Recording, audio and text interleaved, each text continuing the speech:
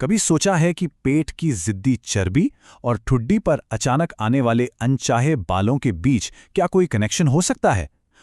ये एक काफी आम परेशानी है और आज हम इसी पहेली को सुलझाने वाले हैं। तो आज हम किन किन चीजों पर बात करेंगे? सबसे पहले तो पेट की चर्बी के इस रहस्य को समझेंगे। फिर हम जानेंगे कि इसके पीछे का साइंस क्या है, मतलब एक अनचाही हार्मोन फैक्ट्री कैसे काम करती है। और आखिर में हम बात करेंगे 4 पावरफुल सॉल्यूशंस पर जो असल में काम करते हैं। चलिए पेट की चर्बी के इस रहस्य से पर्दा उठाते हैं। खास तौर पर 40 की उम्र के बाद ये एक बहुत ही फ्रस्ट्रेटिंग लड़ाई बन जाती है ना? ऐसा लगता है कि वजन टस से मस होने का नाम ही नहीं ले रहा, चाहे कुछ भी कर लो।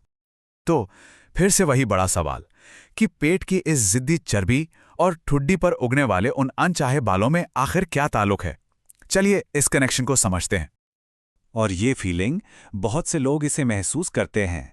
ये बस जिद्दी है, ये कहीं नहीं जाता और बढ़ता ही रहता है, चाहे कुछ भी कर लो। ये एहसास कितना जाना पहचाना सा लगता है ना? तो अब आते हैं असली जड़ पे, एक अनचाही हार्मोन फैक्ट्री। हाँ, बिल्कुल सही सुना।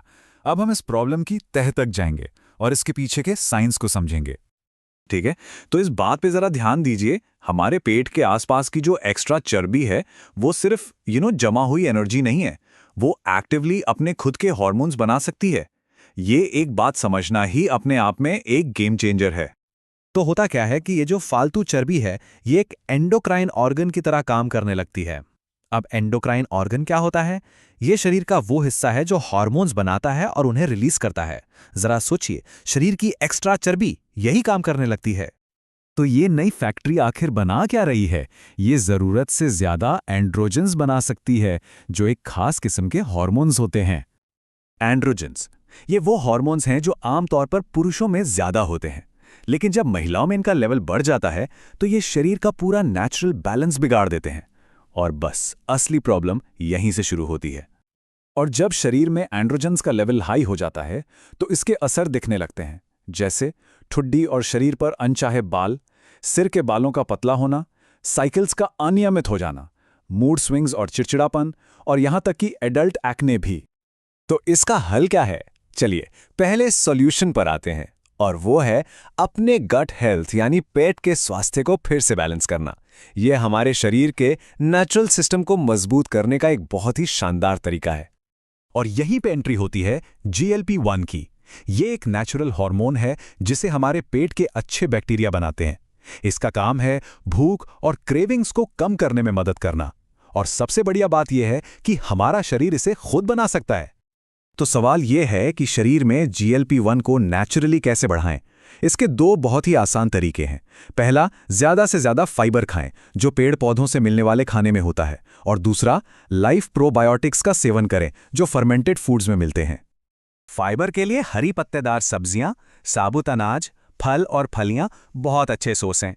और अच्छे प्रोबायोटिक्स के लिए फ्रिज में रखा हुआ सार्कराउट या फिर प्लांट बेस्ड दही, ये सब बेहतरीन ऑप्शंस हैं। चलिए अब आते हैं दूसरे सोल्यूशन पर, इंटेंसिटी के साथ मूव करना। ये शरीर की जो फैट बर्निंग मशीन है ना, उसकी चाबी घुमाने जैसा है, और ये साइंटिफिकली प्रूवन तरीका है। देखिए होता क्या है कि शरीर आमतौर पर एनर्जी के लिए ग्लूकोज जलाता है, जो जल्दी खत्म हो जाता है। लेकिन जब हाई इंटेंसिटी इंटरवल ट्रेनिंग यानी HIIT की जाती है तो शरीर मजबूर हो जाता है अपना फ्यूल सोर्स बदलने के लिए, और वो स्टोर की हुई चर्बी को जलाना शुरू कर देता है, जिससे हमें लंबे समय तक टिकने वाली एनर्जी मिलती है। और यहां एक बात याद रखना बहुत जरूरी है, किसी एक की हाई इंटेंसिटी दूसरे की नहीं हो सकती।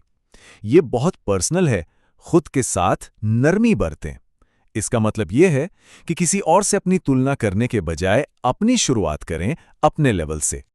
तीसरा और शायद सबसे अनदेखा किया जाने वाला समाधान है स्ट्रेस पर काबू पाना। हमारे मानसिक तनाव और शारीरिक वजन के बीच एक बहुत ही गहरा कनेक्शन है।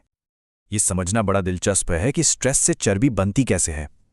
देखिए, जब शरीर में तनाव होता है तो कॉर्टिसोल नाम का एक हार्मोन रिलीज होता है।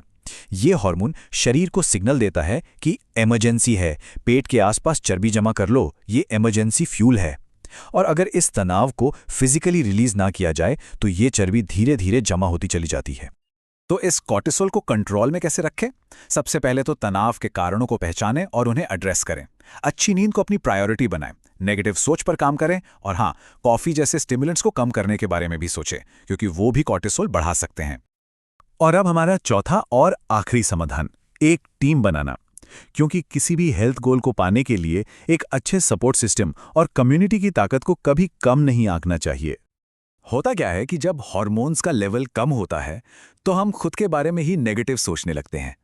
ऐसे में अकेले मोटिवेटेड रहना बहुत मुश्किल हो जाता है। यहीं पर बाहरी सपोर्ट की जरूरत पड़ती है। तो एक चेयर टीम बनाने के लिए कोई लोकल कम्युनिटी ग्रुप ज्वाइन किया जा सकता है या एक जैसी सोच वाली ऑनलाइन कम्युनिटी ढूंढी जा सकती है। ऐसे लोगों से जुड़ना जो उसी सफर पर हैं, अपनी प्रोग्रेस शेयर करना और दूसरों को हिम्मत देना, इससे बहुत मदद मिलती है। तो जाते जाते एक सवाल छोड़ जाते हैं, क्या हो अगर अपनी बॉडी पर वापस कंट्रोल पाने की शुरुआत उसकी कहानी को समझने से होती हो? क्योंकि जब हमें असली वजह पता चल जाती है तो सही समाधान खोजना कहीं ज्यादा आसान हो जाता है।